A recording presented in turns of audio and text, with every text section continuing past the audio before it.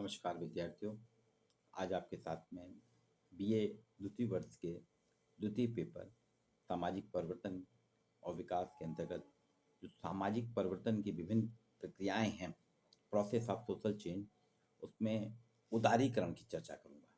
उदारीकरण, जी हाँ, इसे अंग्रेजी में लिबरलाइजेशन कहते हैं।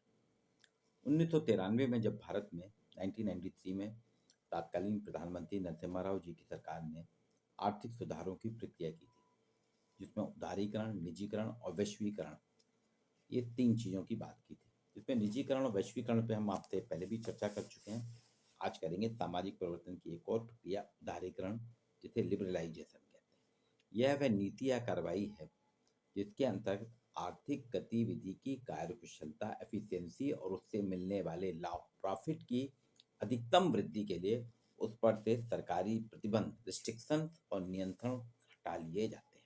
अर्थात वह नीति जिसके कारण आर्थिक सुधारों के लिए, आर्थिक गतिविधियों के लिए, आर्थिक क्रियाकलापों की एफिशिएंसी, कार्यकुशलता को बढ़ाने के लिए और आर्थिक कार्यों से होने वाले प्रॉफिट, लाभ को पाने के लिए, अधिकतम लाभ पाने के लिए सरकार का नियंत्रण समाप्त कर दिया जाता है, सरकार की प्रतिबंध समाप्त कर दिए जाते हैं।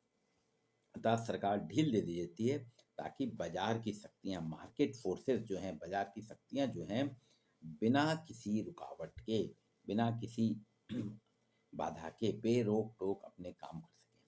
यह एक विश्वास है कि वास्तव में आर्थिक गतिविधियों में कार्यकुशलता बढ़ाने के लिए मांग और पूर्ति, डिमांड एंड सप्लाई और मुक्त प्रतिस्पर्धा, फ्री कंपटीशन के नियम को काम करने देना चाहिए।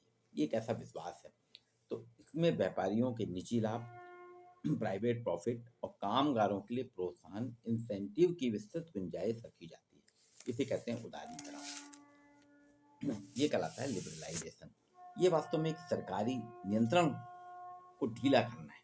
मतलब व्यापार वाणिज्य के अंतर्गत सरकार क्या करती है, व्यापार को बढ़ाने के लिए, व्यापार को हाईलाइट करने के लिए, व्यापार को अधिकतम प्रॉफिटेबल बनाने के लिए सारे नियंत्रण छोड़ देती है। स्थानीय बाजार, सरकारी नियंत्रण, प्रतिबंधों को समाप्त कर दे, स्थानीय बाजार तथा आर्थिक क्रियाकलापों को प्रतिबंधों से मुक्त कर दिया जाता है।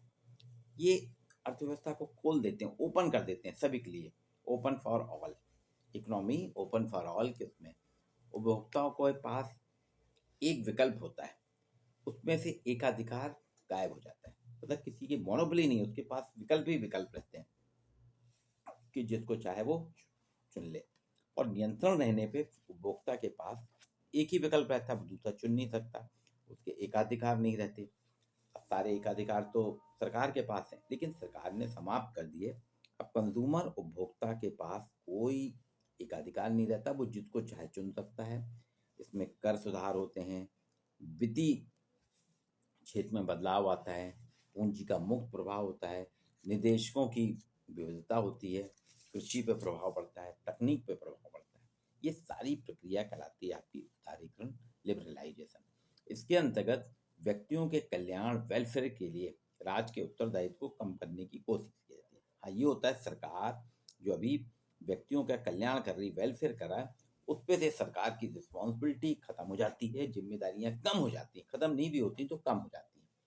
उदारीकरण के समर्थक मानते हैं राज्य की कल्याणकारी गतिविधियों को बढ़ाने से व्यक्ति स्वयं परिश्रम से विमुख हो जाते हैं। क्योंकि सरकार सब कुछ कर रही है, इसलिए व्यक्ति परिश्रम नहीं करता। ठीक है, सरकार तो कर रही है, और राज्य के संसाधनों पे ज़्यादा से ज़्यादा बोझ पड़ता है। जैसे अभी कोरोना काल के बाद 2 साल से लगातार सरकार फ्री अनाज दे रही है ना। मनरेगा में 3 महीने की रोजगार की व्यवस्था है। तो आप देखिए आजकल जो मजदूर थे, मजदूरों का मिलना मुश्किल हो गया है। उनको मालूम है ना, हमको तो मिल रहा है, तो वो खुद भी कुछ नहीं करना चाहते, मतलब परिश्रम से विमुख हो जाते हैं, ऐसा कुछ लोगों का मानना है। और ये दिख भी रहा है। जो लोग अपनी सूझबूझ और कठिन परिश्रम के बल पर राज्य की समृद्धि को बढ़ाते हैं, उन पर ही करों का बोझ बढ़ जाता है। अभी भारत में ऐसा माना जाता है कि 7 से 8% लोग ही टैक्स देते हैं। उनको टैक्स में कोई छूट नहीं मिलती, उनके टैक्स बराबर जाते हैं। उनसे कहा जाता है कि आपके टैक्स से सरकार चल रही है, सरकार के कल्याणकारी कार्यक्रम चल रहे हैं। वहीं 65 से 70% आबादी को मुफ्त सौगातें मिलती हैं, जिसे रेवड़ी, फ्रीबीज कहते हैं, रेवड़ी मिलती है। और ये सब कारण क्या है, लोग बाग परिश्रम से प्रेरित करने के लिए राजकीय कल्याणकारी सेवाओं को सीमित करना जरूरी है। इसीलिए उदारीकरण की नीति लाई गई, जिसमें कि सरकार को कल्याणकारी कार्यक्रमों से विमुक्त कर दिया जाता है और फ्री कर दिया जाता है कि उपभोक्ता अपने हिसाब से जीवन यापन करे। तो बाजार ओपन कर दिया जाता है सभी के लिए। अब इसके कारण देखिए इसमें क्या विशेषताएं उदारीकरण की। कैरेक्टरिस्टिक्स ऑफ लिबरलाइजेशन, आर्थिक अभिशासन। इकोनॉमिक गवर्नेंस में उदारीकरण को सरकार की भूमिका में आमतौर में कमी के रूप में परिभाषित किया गया कि सरकार की कमी है, भूमिका में सरकार का रोल है, इसको कम करना है। इसमें आर्थिक क्षेत्र में निकासी, सरकार की निकासी जो है, और निजी क्षेत्र द्वारा उसका प्रतिपादन है। सरकार के आर्थिक क्षेत्र से बाहर करना, उसमें निजी क्षेत्र प्राइवेट पार्टीज का प्रतिस्थापन करना है। शासकीय प्रशासनिक प्रक्रियाओं में लाइसेंस, परमिट, कोटा जैसी बंदिशों को कम करना। जो लाइसेंस रहता है, परमिट रहता है, उसको बहुत ही सरल कर देना, जिससे सभी उसको प्राप्त कर सकें। बुनियादी प्रमुख उद्योग जैसे बैंकिंग है, बीमा है, ये सार्वजनिक क्षेत्र में इनकी कमी की जाती है, सार्वजनिक क्षेत्रों में कमी की जाती है। सार्वजनिक सेवाओं जैसे शिक्षा, आवास, स्वास्थ्य, रक्षा की व्यवस्था में सरकार की भूमिका में कमी की जाती है, सरकार की भूमिका कम की जाती है, प्राइवेट की बढ़ाई जाती है। निजी क्षेत्र की व्यापक सहभागिता के जरिए भावी विकास की, फ्यूचर में क्या विकास होगा, तो निजी क्षेत्र का इन्वॉल्वमेंट करते हैं।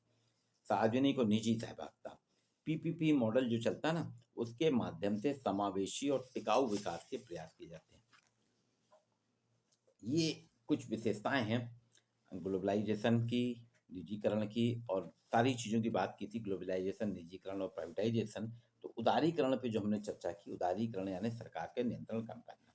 इन सब के कारण भारतीय समाज में जो है, ये 3 प्रक्रियाएं जो 1993 से चल रही हैं, इसके सामाजिक आर्थिक निहितार्थ हैं। इसमें समाज में परिवर्तन तो होकर अपरिवर्तन की प्रक्रिया है। एलपीजी का सबसे प्रमुख प्रभाव जो है आर्थिक क्षेत्र में हुआ। मुख्य रूप से यहाँ पूंजी, श्रम, प्रौद्योगिकी, उत्पादों का मुक्त आवागमन का परिणाम है कि भारतीय बाजार में अर्थव्यवस्था बहुत ज़्यादा प्रभावित हो गई। अर्थव्यवस्था में विदेशियों के आने से हम देख रहे हैं बहुत सी चीज़ें हुई। उदारीकरण जो हुआ है, निजीकरण जो हुआ, और आपके प्राइवेटाइजेशन, निजीकरण और भूमंडलीकरण से हमारे यहाँ बाजार ओपन हो गया, बाजार चहचहा रहा है। सेंसेक्स हमारा दिन प्रतिदिन नई नई ऊंचाइयां छू रहा है। तो उदारीकरण जो है, ये वास्तव में क्या है, लिबरलाइजेशन करना, सरकार के नियमों को शिथिल करना। सरकार के नियमों को शिथिल करने के कारण ही आज आप देखिए हर छोटे मोटे शहरों में आपको करोड़पति, अरबपतियों की कतार दिख रही है। लोग अपने अपने उद्यम लगा रहे हैं और सरकार से सुविधाएं मिल रही हैं, सरकार उनको मदद दे रही है, लाइसेंस इजीली दे रही है। तो आप देखिए हर शहर में नए नए प्रोडक्ट आने लगे हैं, हर शहर में नए नए उपभोक्ता आने लगे हैं, लोग आत्मनिर्भर हो रहे हैं। ये है आपका उदारीकरण। अर्थात उदारीकरण में सरकारी नियंत्रण को समाप्त कर दिया जाता है। सरकारी नियंत्रण समाप्त होने से, सरकार के नियंत्रण कम होने से समाज में बदलाव आता है। सामाजिक परिवर्तन जो है, सामाजिक परिवर्तन लाने के लिए, समाज में बदलाव लाने के लिए एक प्रक्रिया उदारीकरण की भी है, जो आर्थिक सुधारों के माध्यम से ली गई। आपको वीडियो कैसा लगा, इसमें कमेंट जरूर करिए। और आपको आगे अगली क्लास में दूसरी चीज करूंगा जो आपके लिए पाठ्यक्रम में है। तो मेरे चैनल सुसला जीवे ध्रुव दीक्षित को आप सब्सक्राइब कीजिए। आपको पूरा कोर्स बहुत जल्द इसके माध्यम से पूरा हो जाएगा। आज के लिए इतना ही।